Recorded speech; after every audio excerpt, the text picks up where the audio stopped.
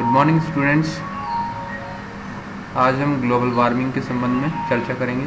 Global warming यानी कि वैश्विक तापन क्या है, समझते हैं। ग्लोबल वार्मिंग का अर्थ है कि वायुमंडल के धरातल के पास की परतों के तापमान में वृद्धि होना। इस बढ़े हुए तापमान का सबसे महत्वपूर्ण कारण वायुमंडल में ग्रीन हाउस गैसों के अनुपात में हुई वृद्धि है, और दूसरा कारण जो है वो जीवाश्म ईंधनों का उपयोग तथा वनों के ह्रास जैसी मानवीय क्रियाएं हैं। कार्बन डाइऑक्साइड, जलवाष्प, मीथेन तथा ओजोन सबसे महत्वपूर्ण ग्रीन हाउस गैसें हैं, जो मेरी पिछली वीडियो में मैंने बता चुका हूँ। इस प्रक्रिया का प्रारंभ, कौन सी प्रक्रिया का? तापमान वृद्धि का 20वीं शताब्दी से वह माना जाता है। अनेक जलवायु वैज्ञानिकों के मतानुसार इस प्रक्रिया के जारी रहने की संभावनाएं हैं। IPCC की 2014 की रिपोर्ट के अनुसार 1979 के पश्चात धरातल के तापमान में 0.74 प्लस माइनस 0.18 मतलब है 0.74 में या तो इतने की वृद्धि हो जाएगी 0.18 की, या कमी हो जाएगी। तो डिग्री सेल्सियस की वृद्धि हुई है। इस रिपोर्ट के अनुसार 21वीं सदी में तापमान में 0.3 डिग्री सेल्सियस से 1.7 डिग्री सेल्सियस की वृद्धि हो सकती है। ये अनुमान जताया है किसने? IPCC ने। नेक्स्ट स्लाइड देखते हैं। वायुमंडल का बढ़ता हुआ तापमान, हिम नदियों के पिघलने, हिम चादरों के संकुचन, समुद्र तल के परिवर्तन तथा वर्षण की मात्रा में परिवर्तन आदि अनेक परिणामों के कारण हो सकता है।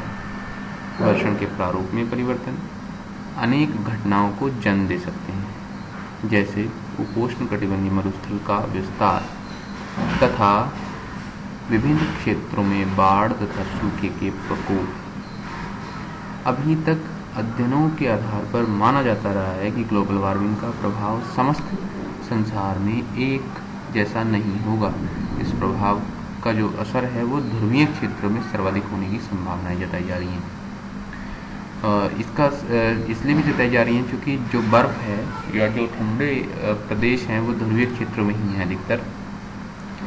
चाहे हम अंटार्कटिका की बात करें तो वो भी जो है ध्रुवीय क्षेत्र में ही है, या आर्कटिक की बात करें वो भी ध्रुवीय क्षेत्र में ही है। तो इसका प्रभाव जो सर्वाधिक देखने को पड़ेगा वो ध्रुवीय क्षेत्रों में देखने को पड़ेगा। नेक्स्ट देखते हैं। नासा तथा राष्ट्रीय जलवायविक आंकड़ा केंद्र यानी कि नेशनल क्लाइमेट डेटा सेंटर के आंकड़ों के मुताबिक ये स्पष्ट हुआ है कि जब से विश्वसनीय जलवायु संबंधी आंकड़े मिलने प्रारंभ हुए हैं तब से लेकर 2014 तक 10 में से 9 सबसे गर्म वर्ष 2002 से 2014 के मध्य रहे हैं, जबकि ये जो आंकड़ा है वो पुराना है। लेटेस्ट आंकड़ा मैंने फिगर में यूज किया है। वर्ष 2014 इस अवधि का सर्वाधिक गर्म वर्ष रहा है। तापमान में वृद्धि संसार के सभी भागों में एक समान नहीं रही है। तो अब ये लेटेस्ट आंकड़ा देख लेते हैं। 10 hottest year on record globally. तो 2009 से 2016 तक का आंकड़ा है। मैंने 2000 जो इसने नेशनल क्लाइमेट डेटा सेंटर ने जो पिछला आंकड़ा दिया था वो मैंने यूज किया है। ये 2000 से 2014 तक का आंकड़ा था। इसमें सबसे ज़्यादा हॉटेस्ट 2014 रहा था। पीछे आप देख सकते हैं तो पिछले 2009 से लेकर 14 तक तो 2014 ही सबसे हॉटेस्ट है। लेकिन अगर लेटेस्ट बात की जाए तो लेटेस्ट आंकड़ा जो है सर्वाधिक गर्म वर्ष 2016 रहा है। 2017, 18 तो कम था, लेकिन 2019 पिछले अगर 3 दशकों की बात करें 17, 18, 19 तो 17, 18, 19 में सबसे ज़्यादा गर्म वर्ष 2019 रहा है। और जो अगर ओवरऑल देखा जाए तो अभी तक जो है 2009 से लेकर 2016 तक ये जो सबसे जो गर्म वर्ष रहा है वो 2016 रहा है। ये रिपोर्ट है क्लाइमेट सेंटर की। नेक्स्ट स्लाइड पर चलते हैं।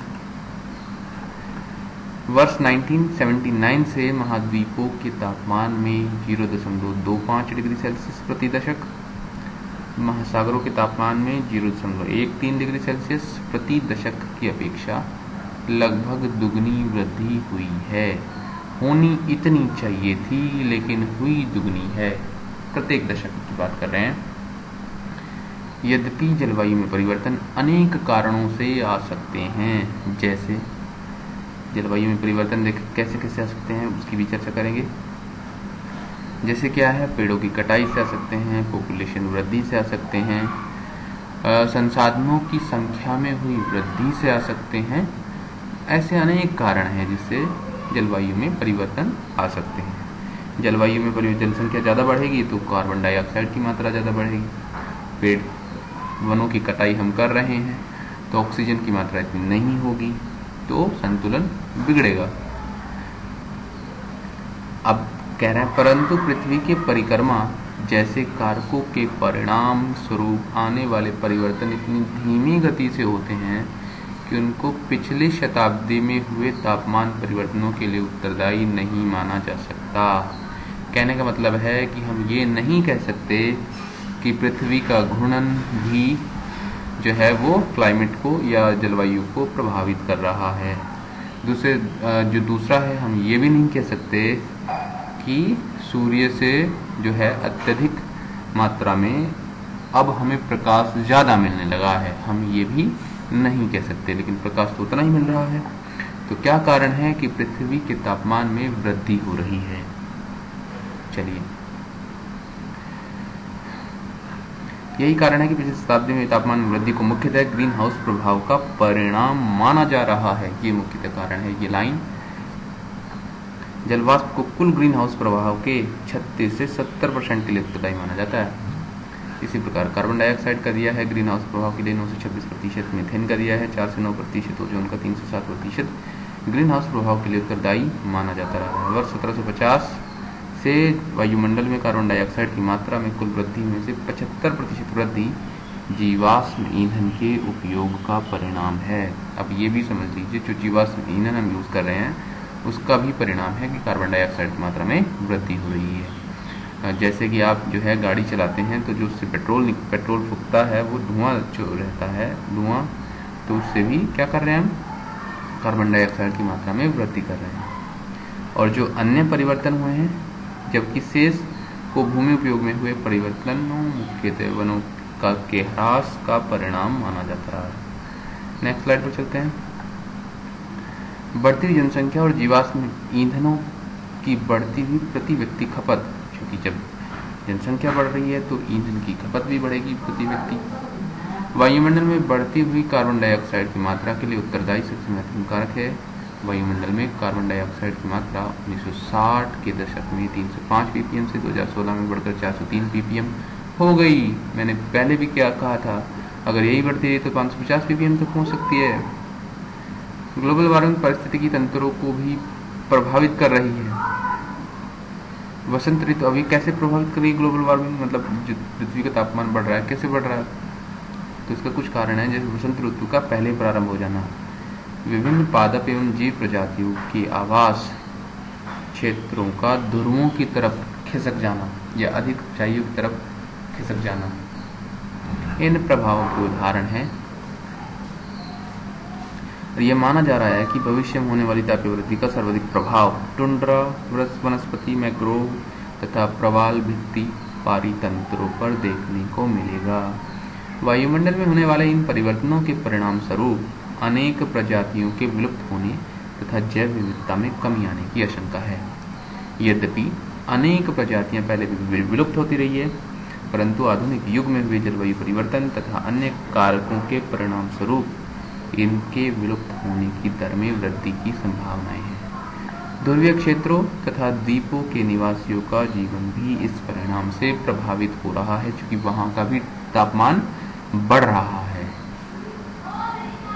इसलिए क्या है, हमें इसके कुछ उपाय ढूंढने होंगे कि जिससे जो ये है ग्लोबल वार्मिंग ना हो। तो आज का वीडियो यहीं तक। यदि ये वीडियो आपको पसंद आता है तो कृपया लाइक करें, शेयर करें, सब्सक्राइब करें। Thank you very much.